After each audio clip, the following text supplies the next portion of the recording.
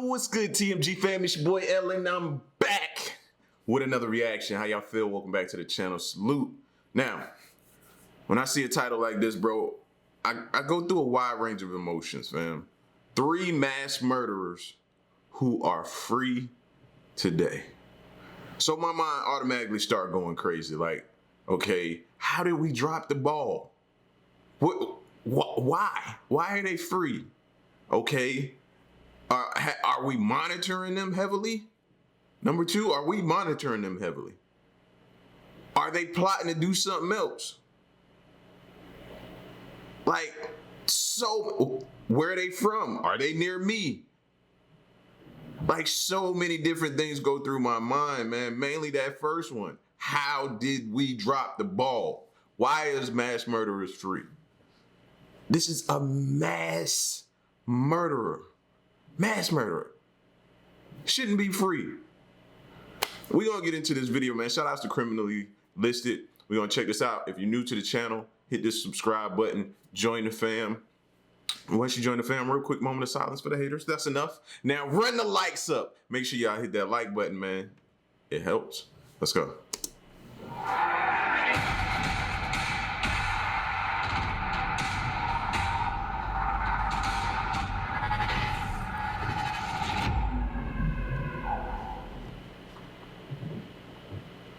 We just want to take a moment to talk about our amazing sponsor, the #1 language learning app in the world.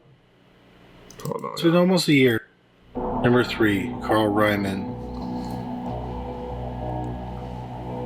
The Pine Village Steakhouse was a restaurant/tavern on the outskirts of Yorkville, Illinois. On the evening of December 29th, 1972, there were 3 employees in the restaurant and 2 patrons. Suddenly, a man armed with a gun and a woman came into the restaurant. The man rounded up everyone in the restaurant, and the woman emptied the cash register. During the robbery, a family walked in. The man with the gun told them he wouldn't hurt them if they sat down and didn't make any trouble. Once the woman had gathered up all the money, believed to have been about $500, the man started executing the people who were in the restaurant when they came in. He went to shoot the family, but he had run out of ammunition. The shooter and his accomplice fled the restaurant and sped off in their car. Help was called for, but sadly, nothing could be done for the people who were shot. 74-year-old cook George Prasad, 48-year-old bartender John Wilson, 16-year-old dishwasher Catherine Ricaid, and 35-year-old patron David Gardner were all shot in the head. Let me ask y'all, when y'all go to like restaurants, do y'all ask to sit a specific place? And then when you sit down at your table, I'm the type of person, Queen knows me, I don't like to sit with my back to the door. Like, I want to see what's going on.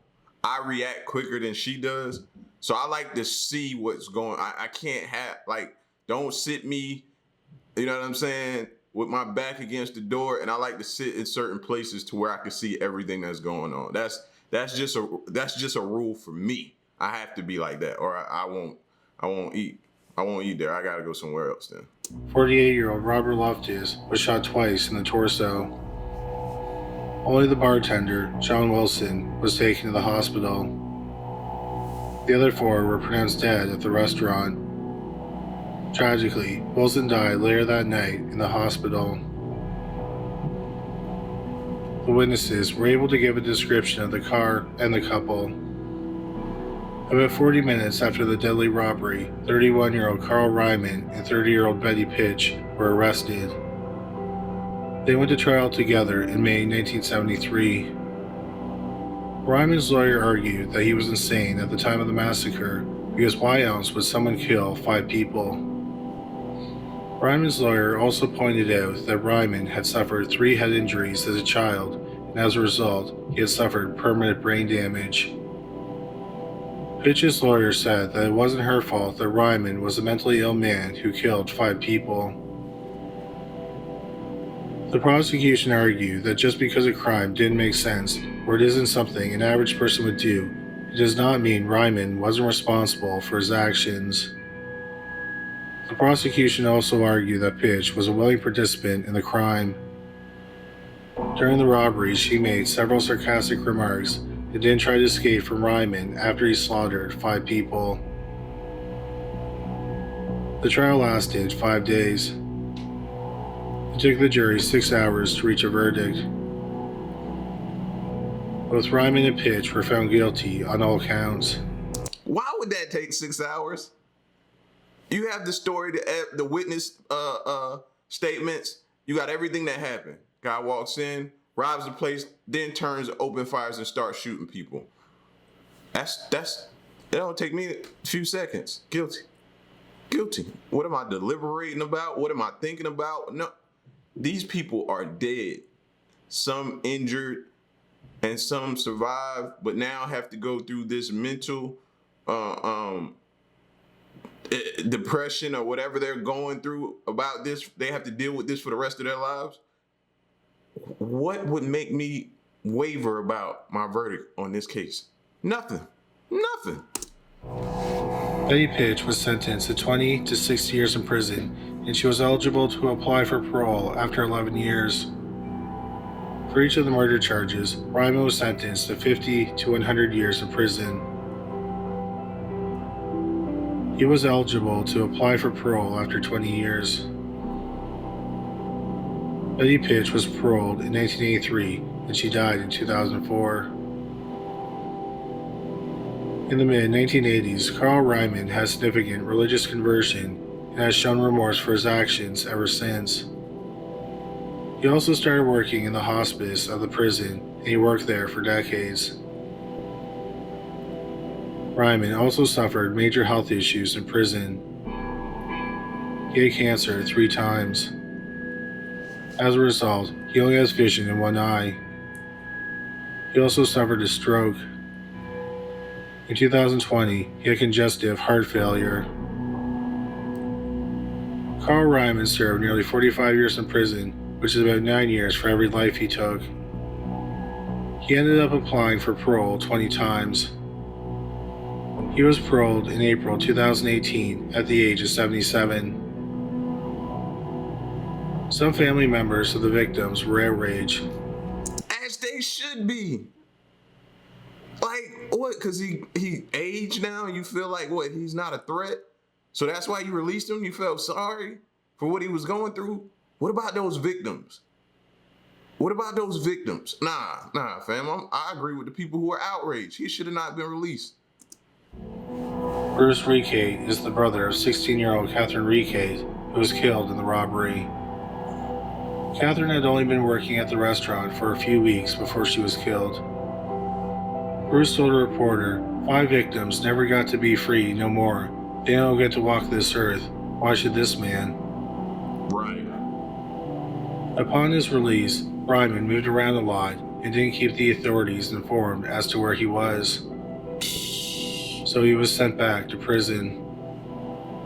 He was released in July 2019. In July 2020, a reporter with WSPY News interviewed Ryman, who was living in Chicago's South Side. Ryman said that there was nothing he could do to take back what he did. He also said he would gladly give his life for each one of their lives if he could. Ryman said that outside prison, he has tried to help people in the poorest neighborhoods in Chicago. Carl Ryman has stayed out of the news since the interview. At the time of this video, he is 80 years old. An interesting but tragic note to this story is that Carl Ryman isn't the only killer in his family. On August 24, 1986, 41-year-old Sharon Rowlands, who lived in DeKalb, Illinois, was found murdered. She had been sexually assaulted, beat, and stabbed to death with a screwdriver. Ryman's 19-year-old son, Matthew Ryman, was a neighbor of Rowlands. After the murder, Matthew confessed to his mother. His mother turned him in, and he was arrested. In December 1987, Matthew Ryman pleaded guilty to murder. He was sentenced to life without the chance of parole. He is currently serving his sentence at the Pinckneyville Correctional Center in Pinckneyville, Illinois. Number 2. Mitchell Johnson. Wow. In the spring of 1998, 13-year-old Mitchell Johnson and 11-year-old Andrew Golden were attending Westside Middle School in Jonesboro, Arkansas. Johnson and Golden became friends on the school bus, but they weren't close friends. Johnson was born in Minnesota in August 1984. His mother moved him and his brother to Jonesboro when he was 7 after she divorced their father. In Jonesboro, she worked as a prison guard. She ended up marrying an inmate. Johnson apparently had a good relationship with his stepfather. Johnson was considered polite by the adults who knew him. He attended church regularly and he was a member of the choir. But Johnson wasn't trouble-free. In the summer of 1997, when he was 12, he was visiting some family in Minnesota. He was caught sexually abusing a girl who was 2 or 3 years old. He was arrested. He had 2 court appearances. In the spring of 1998, he was still awaiting trial. Andrew Golden was born in May 1986 in Jonesboro. He lived in a stable household. Both of his parents were postal workers. Despite having a stable home life, Golden had behavioral problems. Many people described him as a bully. He had gotten into several fistfights with other kids. He talked to some kids about wanting to smoke marijuana and join the street gang, the Bloods. He also told people he had a lot of killing to do. Golden grew up around firearms. He received his first gun when he was 6 years old. He had won several marksman competitions. As the winter of 1998 was drawing to an end, both boys were angry because they had been dating girls who broke up with them. Johnson had been dating an 11-year-old girl named Kim Candace Porter, and Golden had been dating 12-year-old Jennifer Jacobs. Starting in February 1998, the boys started hoarding guns. The Golden family kept most of their guns in a safe. The boys tried to break into the safe with a hammer and a blowtorch, but they couldn't get it open. They did manage to get 3 handguns that weren't locked up. See, this is what I be saying, man. We got to do better. I like the idea of a safe, but we all know we get lax sometimes and forget to put the gun in the safe or forget to lock the safe, and this is how incidents like this, man, people be waiting for an opportunity. Kids be waiting for an opportunity for you to slip up. They also broke into the basement of Golden's grandfather and stole 7 more guns, including a rifle and a carbine. They also stole over 1,000 rounds of ammunition. On the evening of March 23, 1998, the boys loaded the guns and the ammo into Johnson's mother's van. They also put in some camping gear, snack foods, and several stuffed animals. Then they went to bed. The next morning, Johnson took his mother's keys, got on the van, and drove with Golden to the school. Behind the school, there was a wooded area. The boys parked the van in the wooded area. The wooded area was on an elevated piece of land that overlooked the school. Then the boys went to an area near the woods where they could see the school. Johnson stayed there, and Golden made his way to the school. Inside the school, at around 12:30 p.m., Golden pulled the fire alarm. He then ran back outside and joined Johnson. Then, when the classes started filing out, 13-year-old Johnson and 11-year-old Golden opened fire.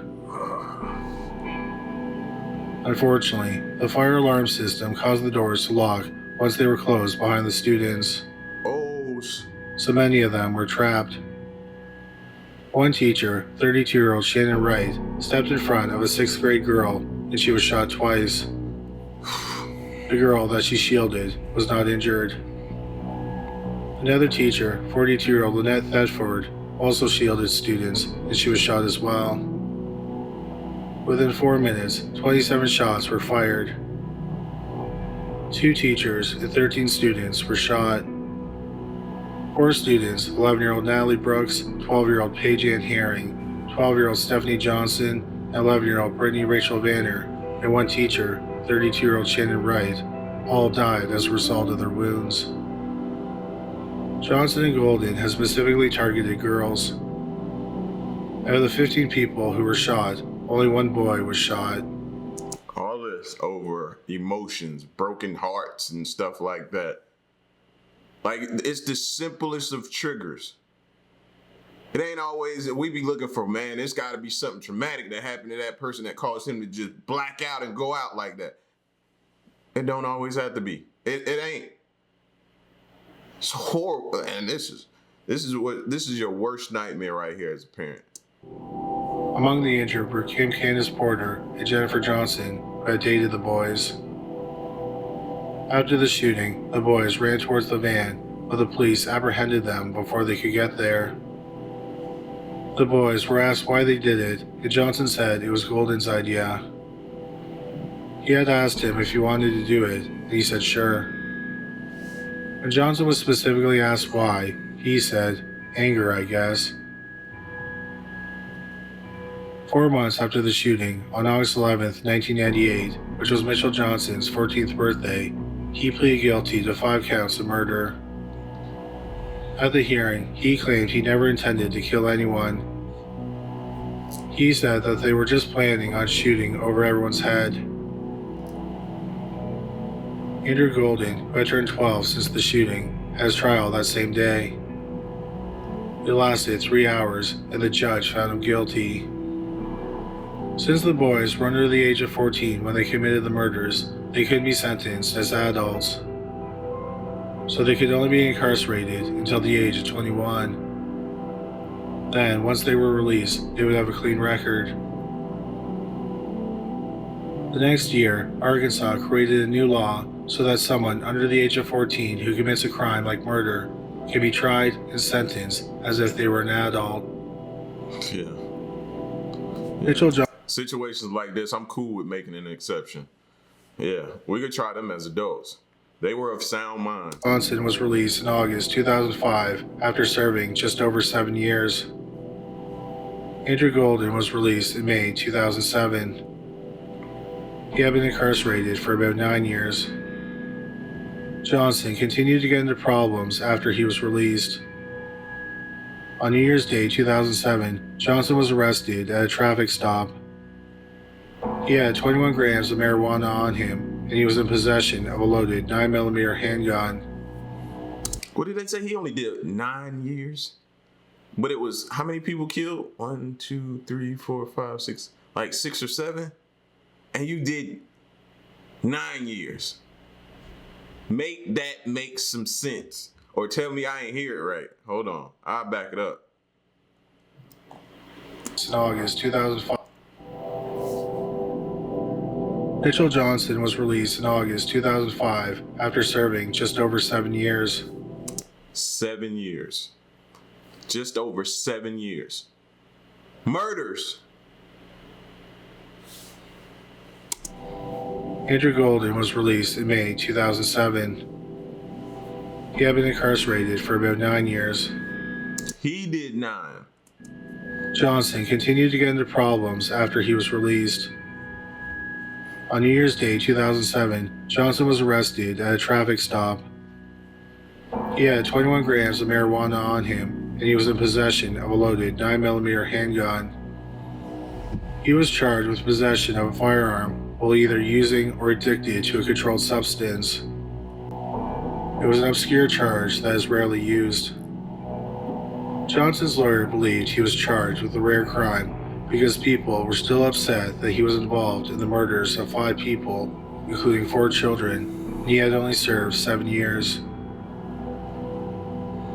In January 2008, he was found guilty. He remained free while he awaited his sentencing hearing.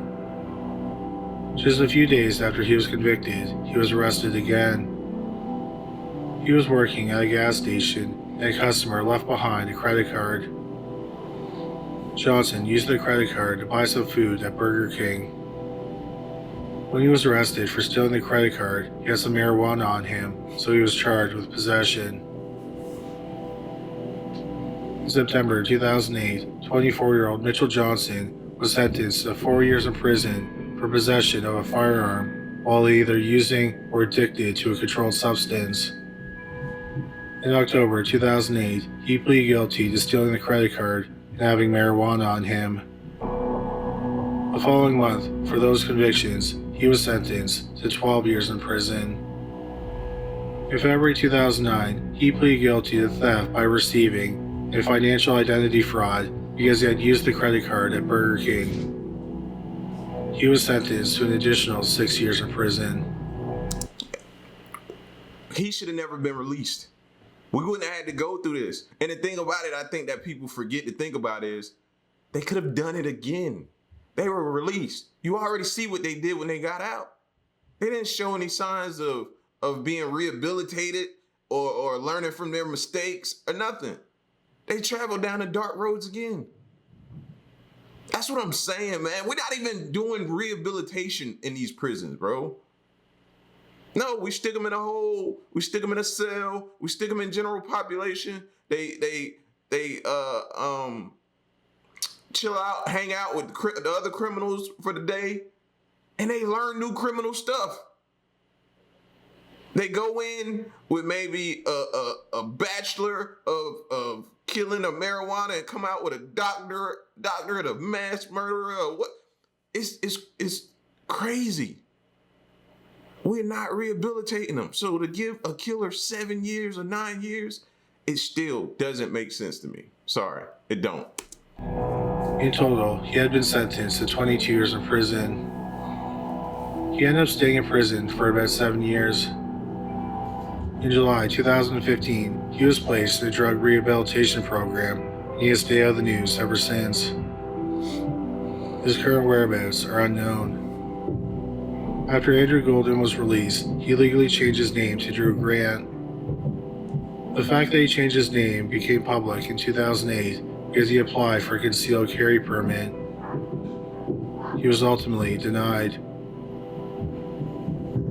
On the evening of July 27, 2019, 33-year-old Drew Grant was driving on the highway near Cave City, Arkansas, with his 29-year-old wife and 2-year-old child. 59-year-old Daniel Petty was driving in the opposite lane. Petty crossed over the median and collided head-on with Grant and his family. Both Grant and Petty were killed in the collision. According to ABC News, Mitchell Johnson is the only living U.S. mass shooter who is not incarcerated. Number 1, Christopher. I ain't trying to say karma, but I'm just saying. That's what it felt like to me. That's what I felt like to me. Sometimes the universe be like, you know what, I'm gonna step in and handle it since y'all can't get it right. Thomas. In April 1984, 34-year-old Enrique Bermudez was living with his 24-year-old girlfriend, Virginia Lopez, in East New York, which is a Brooklyn neighborhood. Virginia was 6 months pregnant. Also living in the house were Enrique's 2 daughters, 14-year-old Betsy and 10-year-old Marilyn, and Virginia's 2 sons, 4-year-old Juan and 7-year-old Eddie. Enrique made his money by dealing cocaine. In 1984, April 15th was Palm Sunday, which is the day before Easter. That afternoon, Enrique went out and his family stayed home. When he returned home a few hours later, he was shocked by what he found. He called 911. The veteran homicide detectives who responded were also shocked by the scene. They described the house as eerily quiet. While Enrique was out, Virginia's 20-year-old cousin, Carmen Perez, and her 3 children, 5-year-old Alberto, 3-year-old Noel, and 11-month-old Christina, came over for a visit. Also visiting was Carmen's sister, 14-year-old Migdalia Perez, and their cousin, 10-year-old Maria Perez. Enrique's 2 daughters were home, as were Virginia's 2 sons. It appeared that the 2 women and 9 children were all watching TV. Then someone, or possibly several people, got into the home and started shooting. 10 of the 11 women and children were shot to death. Only 11-month-old Christina was unharmed. It was determined that 19 bullets from 2 handguns were fired. One gun was a .22 caliber and the other was a .38 caliber. Initially, the police thought that there were 2 shooters, which would explain the 2 guns. Also, all the victims were killed in rapid succession. It appeared that none of them had a chance to react or move once the shooting started. The police quickly developed a theory regarding motive. They thought that the murders were drug-related, since Enrique Bermudez was a drug dealer. Even by the standards of New York City in 1984, where there was an average of 5 murders per day, the Palm Sunday massacre was shocking because of its level of brutality.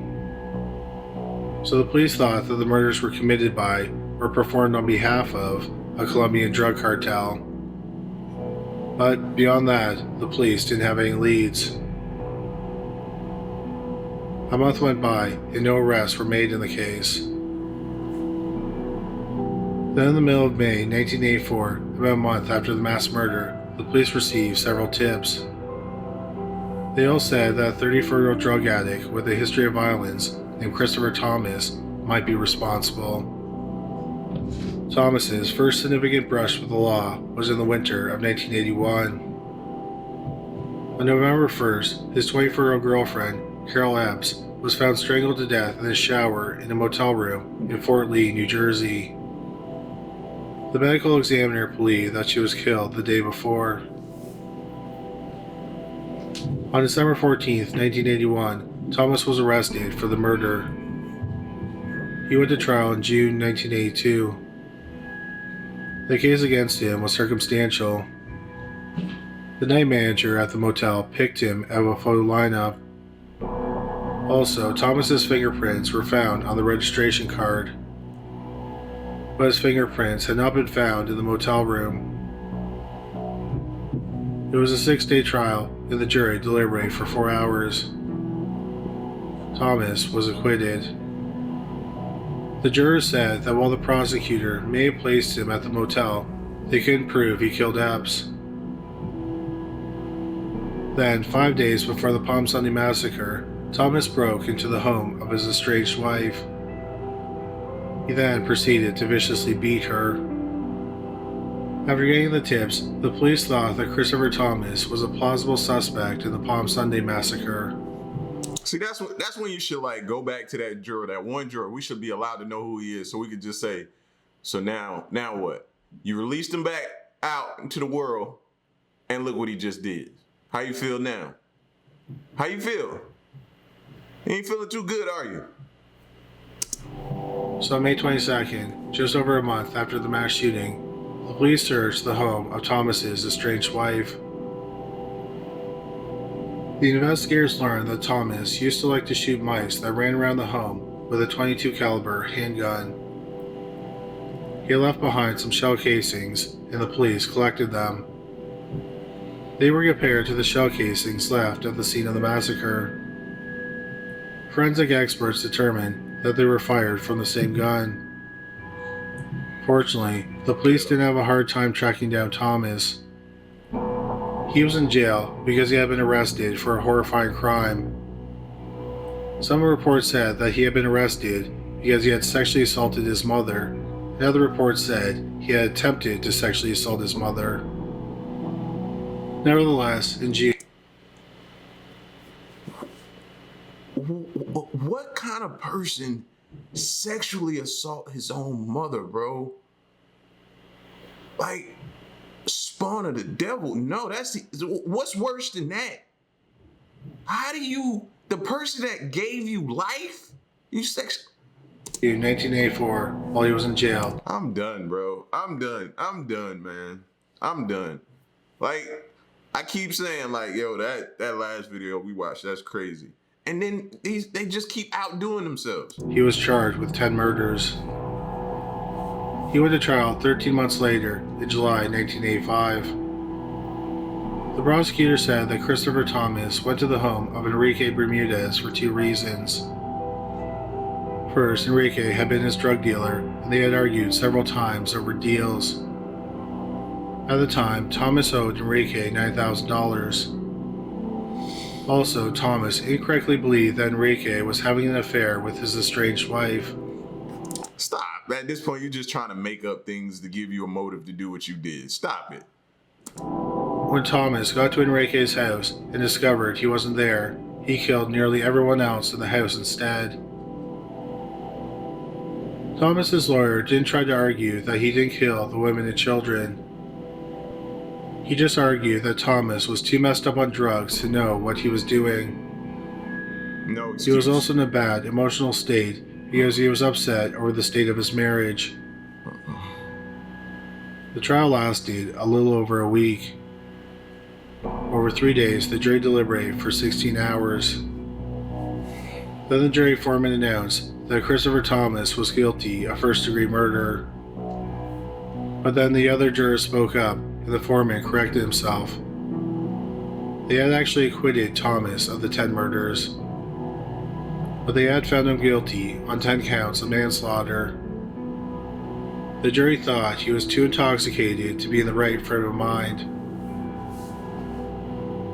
In September 1985, Christopher Thomas was given the maximum of 8 1/3 years to 25 years in prison. He was ordered to serve each sentence consecutively, so his sentence was 83 to 250 years in prison. But according to New York state law at the time, an inmate could only serve a maximum of 50 years. He was also allowed to apply for parole after serving 2/3 of his sentence, which was 33 years. More time also could have been taken off for good behavior. So Thomas was able to apply for parole for the first time in May 2009 after serving 24 years. His request was denied. Over the next 8 years, he applied for parole 4 more times, and then he was denied each time. Then, in January 2018, after serving 33 years in prison for the cold-blooded murders of 2 women and 8 children, Christopher Thomas, who was 68, was released on parole. He will remain on parole until 2034. Since Thomas was released, he has stayed out of the news, and his current whereabouts are unknown. This story did have one small bright spot. One of the first officers to arrive on the scene in 1984 was Joanne Jaffe. When Jaffe arrived at the scene, the sole survivor of the massacre, 11-month-old Christina Perez, was handed over to her. Christina's mother and her 2 brothers were killed in the slaughter. Jaffe took Christina to the hospital and watched over her that night. Jaffe kept in contact with Christina as she grew up. When Christina was 14, she moved in with Jaffe and her husband. When Christina was in her late 20s, her grandmother, who was her legal guardian, passed away. So Jaffe decided to adopt her. That's what's up. In 2013, Like, there are good people in the world. when Christina was 31 years old, the adoption process was completed, and Jaffe was legally Christina's mother. Thank you so much for watching today's video. Like, through all that, it was finally a bright spot in something. But man, some of these verdicts, some of these deliberations for 16 hours for you to figure out what? Man, that's why I don't need to be on no panel, bro. I'm sitting there, as soon as I hear the evidence, I'm thinking what I'm doing when I leave here, because I already know he's guilty. Don't put me on the panel then. Don't select me as a juror. If you don't want the truth, you don't want how I'm feeling, and it ain't gonna take me long to figure it out. Sorry. No. You killing an entire family and we go deliberate for 16 hours? For what? Man, I'm gone. Y'all get at me in the comment section. Peace.